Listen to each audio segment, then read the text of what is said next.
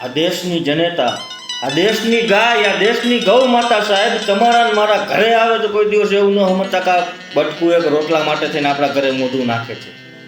હા, શું કામ? કે આંખમાં આંસુ અને દેહમાં દુબળી, દુઃખમાં ડૂબી ગઈ મારા ભારત દેશની માવડી આજ ત્રાજવે તોળાઈ ગઈ. અરે દૂધ અને દહીં જેના મળતા નથી અને છાટું છેટી ગઈ, પડ માટીના પેટડા ભરી આજ આખી દુનિયા દુખી થઈ.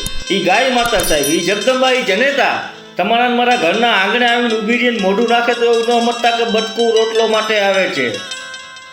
નહીં સાહેબ, એ જોવા માટે આવે છે કે આમાં ક્યાંય જાયગો, આ ઘરમાં ક્યાંય પાયકો, આ ઘરમાં ક્યાંય શિવાજી જાયગો.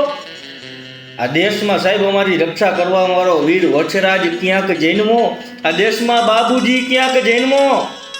અમારા બાળ બચ્ચા અને અમે પોતે કતલખાને જઈને ખટરા મોઢે ભરી ભરીને કતલખાને જાય છે, તો અમને બચાવવા વાળો કોઈ શિવાજી આ જગતમાં જન્મો કે નથી જન્મો?